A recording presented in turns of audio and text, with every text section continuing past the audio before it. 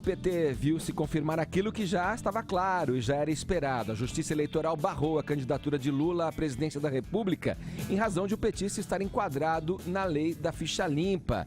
Assinada por ele mesmo em 2010, a regra determina a inelegibilidade de condenados por tribunal colegiado em processos criminais. Em outras palavras, o petista não pode disputar o pleito por ter sido sentenciado em segunda instância a 12 anos de prisão pelos crimes de corrupção passiva e lavagem de dinheiro. Caio, vamos lá. A decisão, como eu disse, já era esperada, mas depois dessa decisão, muda alguma coisa na estratégia do Partido dos Trabalhadores? Pouca coisa, porque no fundo eles já sabiam que isso ia acontecer. A estratégia principal dos petistas, da alta cúpula, junto com o presidenciável de Curitiba, é esperar ficar o mais perto possível do primeiro turno para trocar o Lula pelo Haddad. Por quê? Até lá você vai mantendo o nome de Lula. Lula. As pessoas têm mais simpatia sobre o Lula do que, sobretudo, pelo Partido dos Trabalhadores, pela ideologia da esquerda. O Lula que é a grande figura forte. Mesmo preso, ele consegue comandar várias coisas como a gente tem visto, inclusive retirar a Manuela Dávila, que se dizia uma feminista independente, da candidatura própria do PCdoB para ser uma vice do vice, que é vice do preso. Enfim, isso são exemplos das manifestações de poder ainda do Lula. Agora, qual que é a estratégia principal do PT, que também aguarda aval do chefão da quadrilha? É o seguinte, com o pronunciamento da Comissão dos Direitos Humanos da ONU, a questão de 2 semanas, falando, olha, nós estamos com o Lula, a gente acha que as instituições brasileiras deveriam respeitar a figura dele nas urnas eletrônicas, sim, enquanto não se esgotarem todos os recursos ainda cabíveis ao Lula, nós estamos com ele, deixemos ele ser candidato. Essa declaração vai muito no norte do voto do Fachin na última sexta-feira, porque o ministro Luiz Edson Fachin usou mais ou menos esse argumento para votar única e exclusivamente contra todos os outros 6 ministros, dizendo, olha, a ONU se pronunciou, eu acho que a gente deveria respeitar essa posição. Então o pronunciamento da ONU com o voto do Fachin engrandecem, ou pelo menos fazem os petistas acreditarem nessas teses. Eles vão ainda recorrer ao Supremo Tribunal Federal e com isso vão usar esses 2 argumentos. Olha, o Fachin votou assim, a ONU se pronunciou. Aí o engraçado é que nesse caso a justiça aí sim tem força. Se o Fachin votasse com os outros 7 ministros dizendo o Lula não deve ser presidenciável, a justiça não presta, nós não podemos aceitar isso. Agora, como o Fachin foi o único que votou de acordo com o que os petistas querem, esse voto, essa justiça, a eles lhes convém. Todos os demais outros ministros estão errados e a justiça é golpista. Vamos à cronologia do que acontecerá com o Lula. Na última sexta, o TSE barrou a candidatura dele e deu 10 dias para que ele se pronuncie para troca, se vai ser o Haddad, se vai ser o Bozo, qualquer um.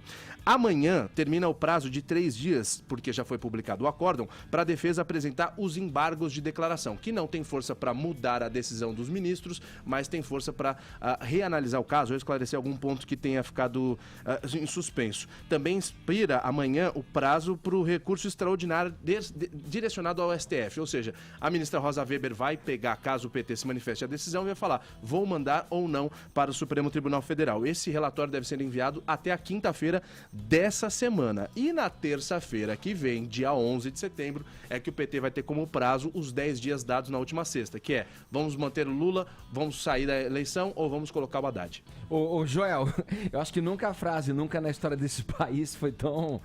Fez cara de pau, fez né, tanto mano? sentido, porque olha o imbróglio que a gente tá. É uma situação inédita, não só na justiça, na política brasileira, na eleição do Brasil, tudo isso que o Caio falou pra gente aí. Eu acrescento o seguinte, o Haddad, essa estratégia segue, deve ir, eu não sei se o Caio falou, até dia 11, que é o limite ali, né, pra se decidir quem é que vai de fato tá à frente da chapa ali. Mas o Haddad aparece na propaganda hoje, dizendo que é vice do presidente Lula, quer dizer, continua essa toada aí. Mantendo essa mentira. A gente está acompanhando há um mês quase, talvez mais, essa ficção dessa candidatura do Lula, né, Edgar? A gente vê eles mantendo essa mentira e mantendo até com uma cara de escárnio, esse é o pior. Pensa na Manuela Dávila, por exemplo. Se fosse séria a ideia de que o Lula é candidato, seria a chapa Lula-Haddad. Não tem espaço para uma terceira pessoa na chapa. E mesmo assim, Manuela Dávila continua aparecendo aos risos junto do Haddad, ou seja, mantém quase que de forma aberta uma piada, uma pirraça, um escárnio com o funcionamento da lei brasileira. enganando a população. Isso é muito sério, assim. Por isso eu faço um apelo até a pessoas que são de esquerda, que têm uma convicção de esquerda, que acham que esse é o caminho. Mas olha, você pode ser de esquerda e mesmo assim respeitar minimamente a lei brasileira, o funcionamento da nossa justiça, da nossa política, e não compactuar com alguém que está assim, se posicionando de uma forma tão cínica e tão mentirosa para enganar a população que tem menos discernimento. Ô, Caio, não se engane que todo mundo aprovou aí a decisão do Fachin, né? Porque nego ainda desconfiado fala assim, você já sabia qual seria o resultado, por isso que você quis, né, lavar a sua, né, liberar a sua... Nego, ainda assim, nego criticou. Vamos usar todos os prazos até o último momento. Até o último momento. Vamos passar a bola pro Trindade, que tá ouvindo a gente diretamente de Brasília, para falar aí também com a gente sobre isso, sobre essa estratégia de campanha. O Trindade, vamos lá. O ministro Barroso, ao deferir seu voto, né, na votação do TSE, explicou muito claramente, né, os trâmites desse comitê da ONU, que não tem valor, é um comitê administrativo que ele não tem valores jurisdicionais, quer dizer, tá tudo embasado ali. Parece que se apega, né, a estratégia, né, do Partido dos Trabalhadores é se apegar em qualquer tese que apareça para tentar justificar e levar adiante essa história que eles estão contando até o último prazo, para aí sim definir que o Haddad é, na verdade, o candidato aí a presidente pelo Partido dos Trabalhadores. Bom dia. Você viu que foi um voto ali lamentado, né, meio constrangido diante de tanta obviedade. Isso aí, Edgar, era como um filme de faroeste. Se lembra que a gente pagava o ingresso, sabia que o artista venceria todos no final, e a gente quer saber como seria e quando seria. Então, exatamente, todo mundo já sabia desse resultado, o debate era quando isso iria acontecer. Mas acabou, não tem efeito suspensivo, o PT pode até ir ao Supremo, mas nunca vai conseguir nada.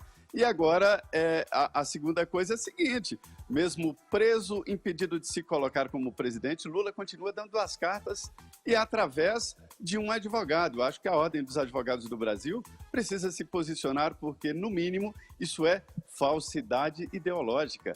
Fernando Haddad não é advogado do ex-presidente Lula. Ele é candidato a vice na chapa ainda. E mesmo assim vai na condição de advogado consultar o oráculo do PT, preso, o velho Lula, e aí vai decidir quando vai fazer a troca. Porque são 10 dias de prazo, né? Isso começa a contar na sexta-feira. E aí a estratégia que vai mandar, não a racionalidade ou a legalidade.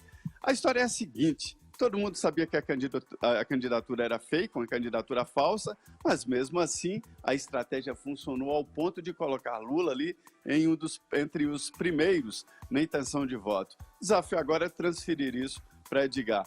Agora, sobre essa história da esquerda, Lula está se lixando para a esquerda e para os outros. Ele pensa nele mesmo. Daí a manutenção dessa farsa, né?